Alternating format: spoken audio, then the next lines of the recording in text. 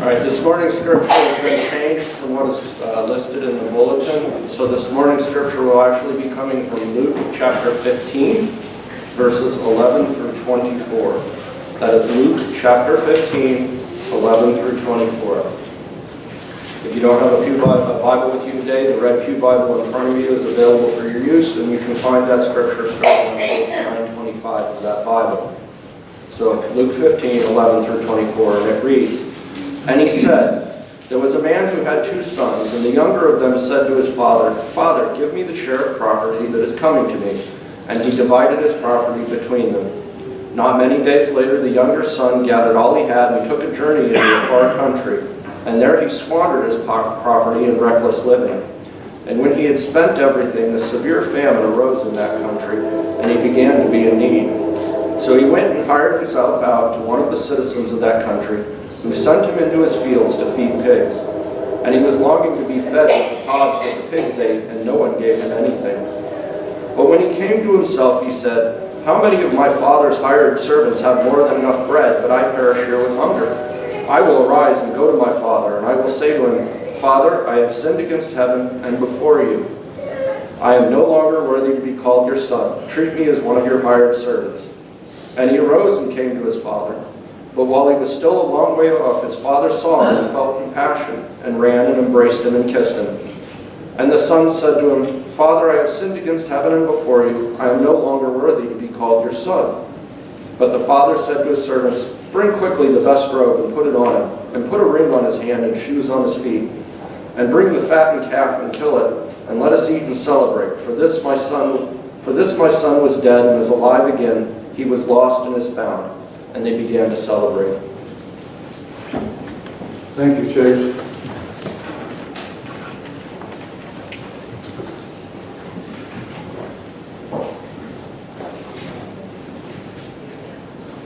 Great to see you this morning.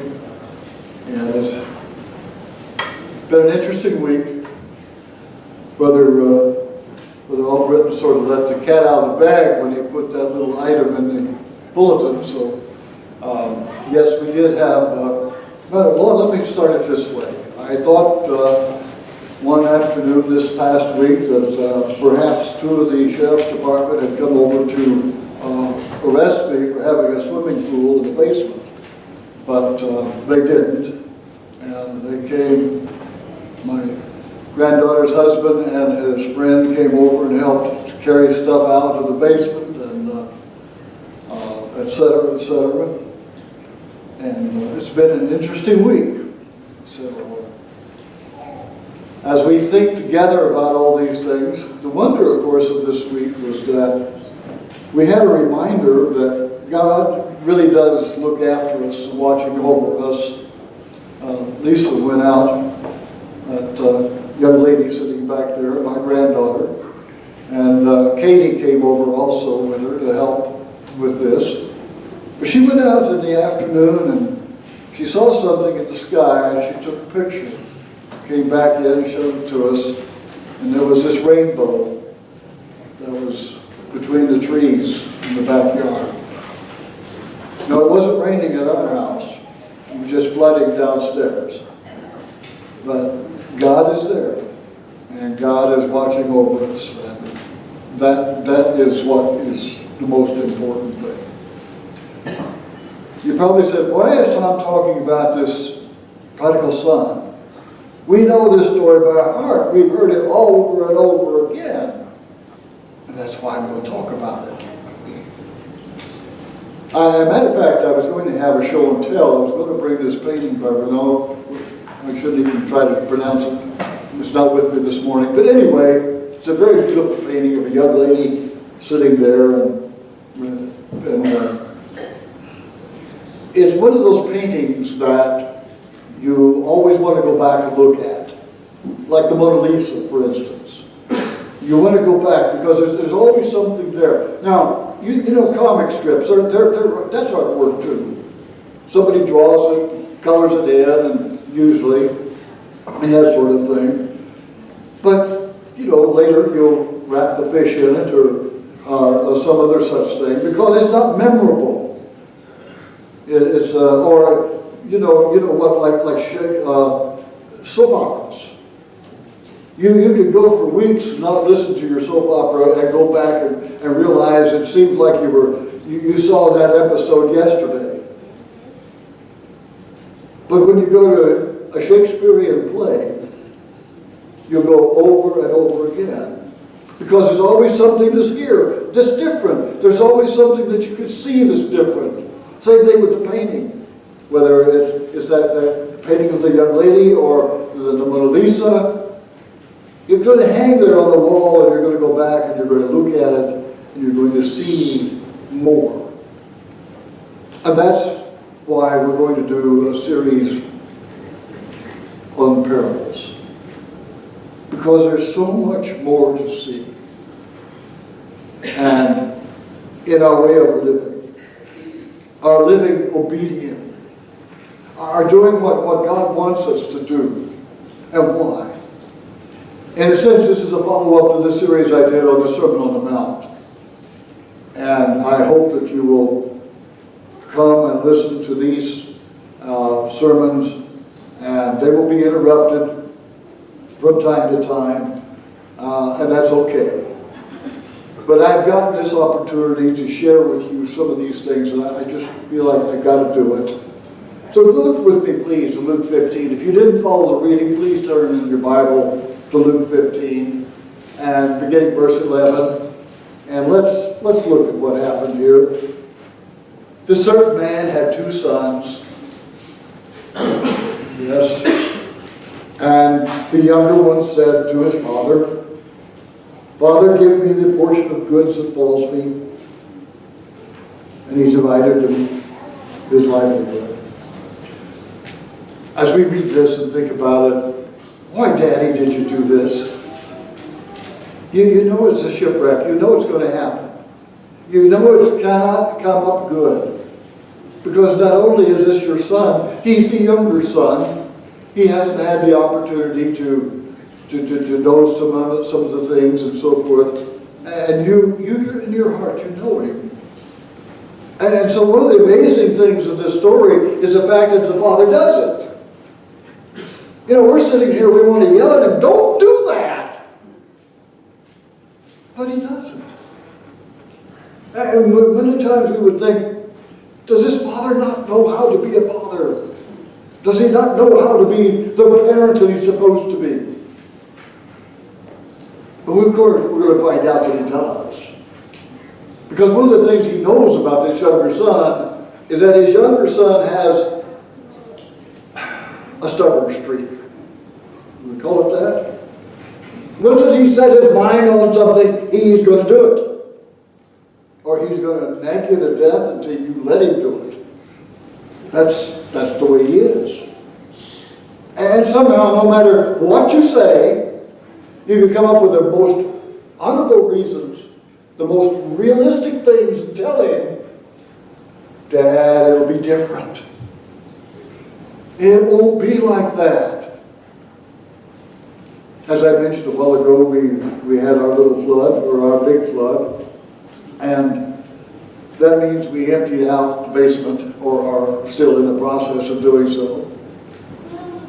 And in doing so, you can't help but look at the stuff that's down there, right? And so what do? You look at that, and all of a sudden you see 10 years, 20 years or more of your life. You wish sometimes things were different, and you're so glad that they're not. Now that you look at it, and you think about it. So it's not always bad, these things that happen. And the father knows his son well enough. He's never changed his mind. He's going to do this, and I've got to let him do it. And so he gives him his portion. And a little bit later, the son sells his portion and takes off to the new life. The life of freedom, the life that is going to enable him to really, really do the things he wants.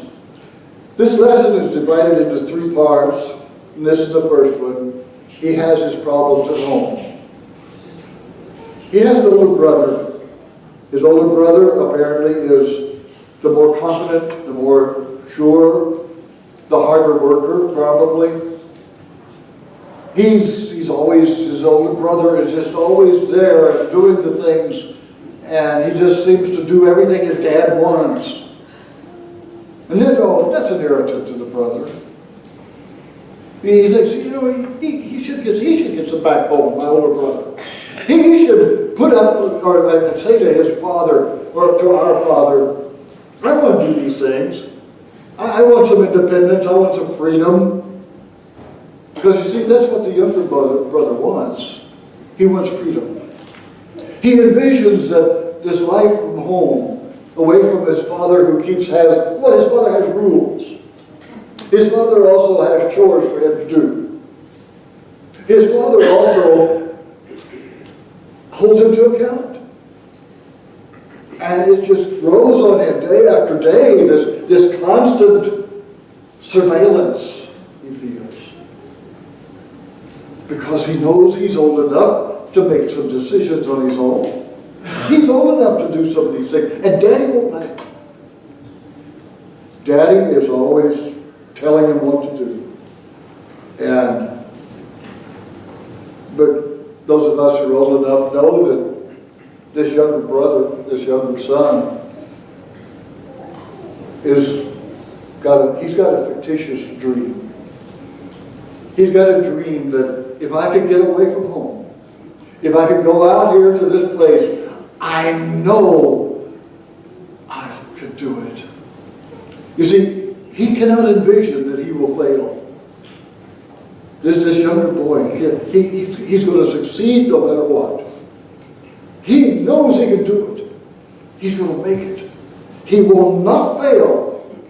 All these things that Daddy would prophesy are going to happen, not to me. It's not going to happen that way. And that's the problem at home. I've got to get away. I'm being stifled. I'm being held back. I'm going to die under this. Somebody wrote it this way. He says, this young man wants to have his rights and insist that he has it. And so the quote I want to give you says, no sensible son insists on his right to do what he pleases unless he pleases to do right. Go read that once more. No sensible son insists on his right to do what he pleases unless he pleases to do right. The second quote is this. It is not the liberties we have, but the liberties we take that gets us in trouble.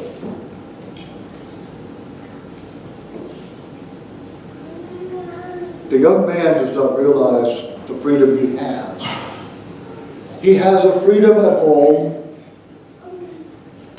to wear good clothes, to be loved, to participate in the functions of the farm, to do all these things and be a part of something of the family.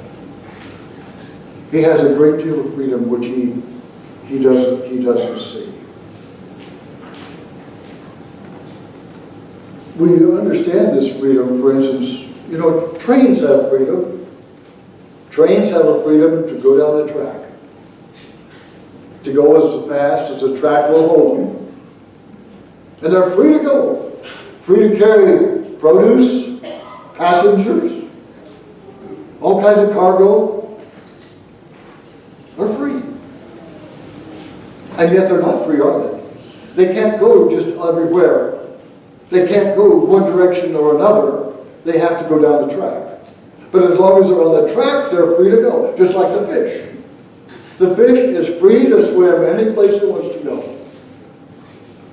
Any place. But it's got to swim. And it has to stay in the water. But it's free. So maybe that'll help us as we look at this.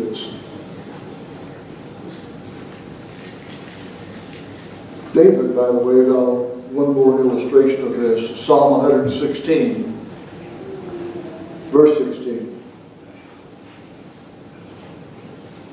He said, I am thy servant. You have loosed me from my bonds. And the greatest freedom is the freedom to be bound by love, not law. People that only operate in law, when they try to make sure that they're keeping the commands or keeping the rules, they're not free. But when they choose to do the rules and to do the other things because they love, they care about the people who made them, then they're free. Because love knows no bounds. You are able to go and to do whatever within those bounds of love that you can. When you love someone, there's no bounds of what you do for them. There's no bounds. And that's what this young man can't understand.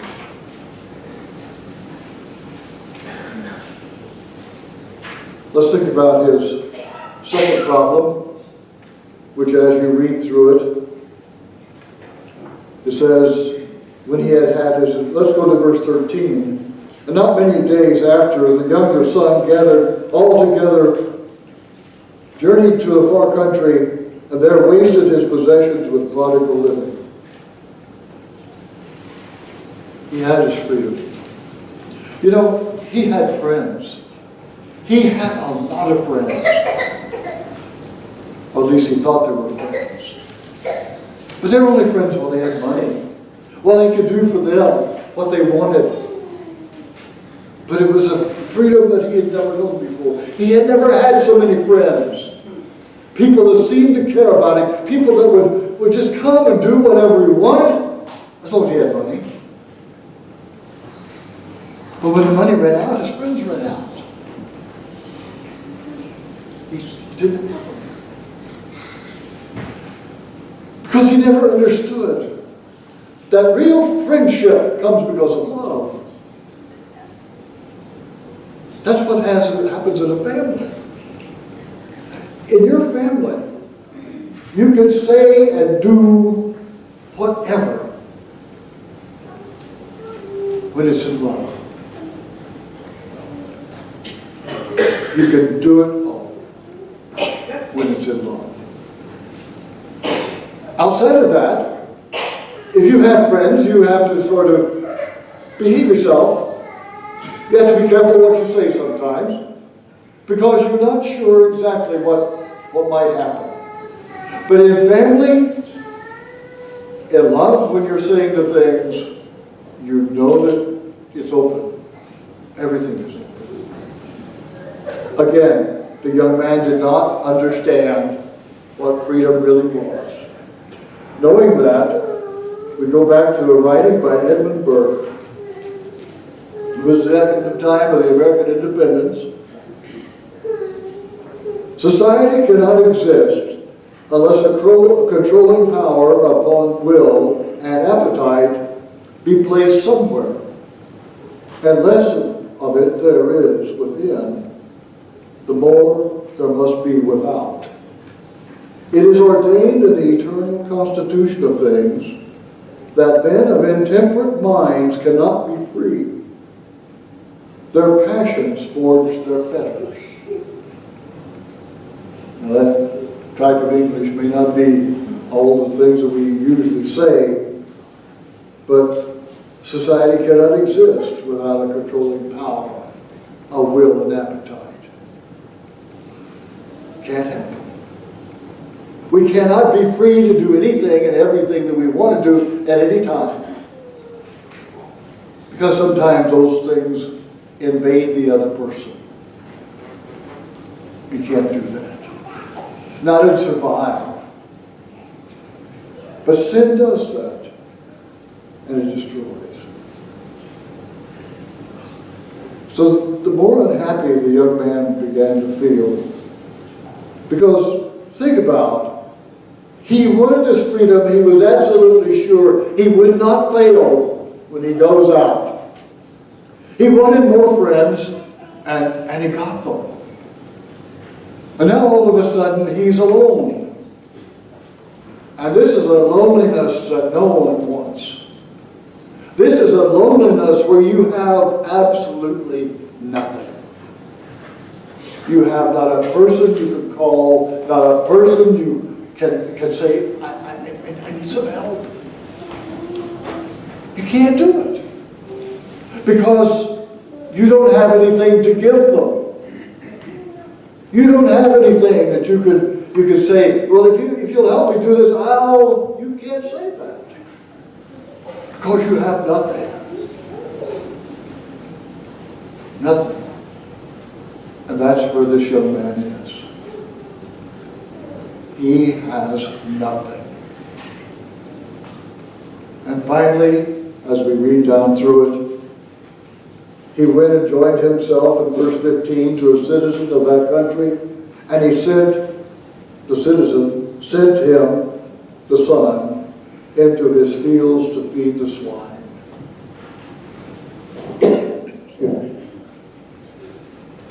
This is the worst thing for a young Jewish boy. For the swine are unclean. The swine, he's been told all his life, no, you can't do that. But he's so hungry he would even eat the pods that he's feeding the swine. He'd eat them. He would eat the swine. I never understood that until I went out to my great aunts and uncles. They didn't have a farm. This was back when you could live in town, and they had some chickens, they had a cow, and they had a pig. The pig was away from the house. It was down the hill from the house. You have to, matter of fact, to get to the pig pen, you had to go down to the street and walk down a distance. And there was the pig in the pen. Well, when I stayed with my great aunt and uncle, they let me feed the pig. Wow.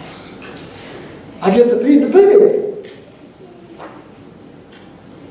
I will not go into great detail, but I now know what slop is.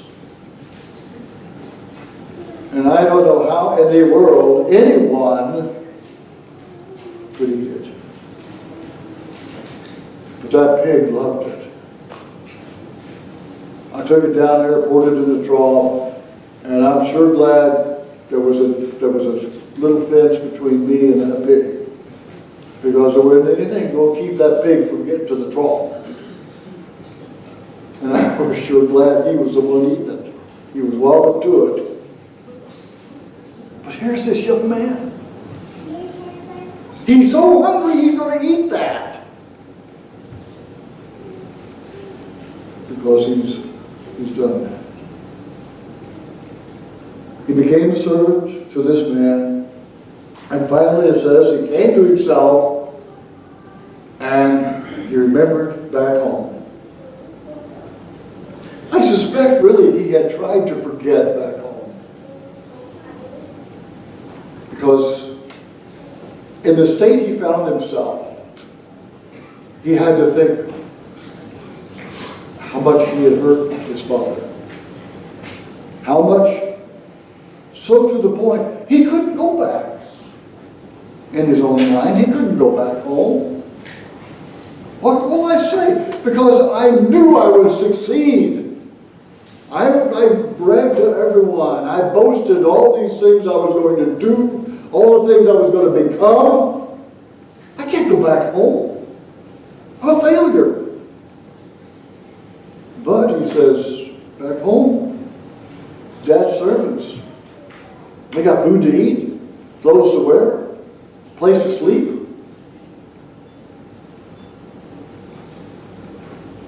When he came to himself in verse 17, he said, how many of my father's hired servants have bread enough to eat, and to spare rather, and I perish with hunger? I'm going to rise and go to my father, and I will say to him, Father, I have sinned against heaven and before you, And I am no longer worthy to be called your son. Make me like one of your hired servants. Wow. He really understands, doesn't he? He's finally got there. He understands. And this is what I'll do. And Daddy surely will let me come back. I'll just be a hired servant. So he does that. He goes back home. But as I said, the third part of this is entitled The Problems Back Home. The son says to himself, I have sinned against heaven and in your sight, no longer to be with your son. But the father, oh, I'm sorry, we need to go back to one other thing. Because this is the only time that, well, you already know that God is the Father. That says God comes running. He arose, came to his father, but when he was still a great way off, his father saw him and had a way off, and his father saw him and had compassion and ran and fell on his neck and kissed him.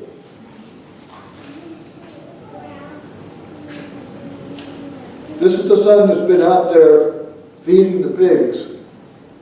This is the son that probably hasn't bathed in a good while. And his clothes, what he can still have left, have not been washed. But Dad didn't care, did he? He ran out there and grabbed his son and hugged him and kissed him. In the middle of saying what he said, Father didn't let him finish. That's important to remember, by the way, in just a minute. We're reading the rest of it. The father said to his servants, bring out the best robe and put it on him. Put a ring on his hand and sandals on his feet. And bring the fatted calf here and kill it. And let us eat and be merry, for this my son was dead and is alive. He was lost and is found. They began to be merry. You see, the problem that, and at first glance, and really, it's taken me a while to come to this idea, but it's really there. The problem this young man has is that he went back home and he was going to make a confession to his father, but he was coming back home on his own terms. He was coming back home that his father would let him be a hired servant. As a hired servant, what could he do? He could work really hard, show his father that really he was a good boy and that he deserved all these things he's getting, etc., etc., etc. And his father didn't let him. And that creates the problem. Because surprise, surprise to the son is his father loves him, grabs him, kisses him, and hugs him and won't let him go. And he's not about to let him be a hired servant. His father is saying to him, you are going to be my son. You are going to wear the clothes. You're going to wear the sandals. You are not a hired servant. You are my son. And I love you. And I am not going to let you be a hired servant.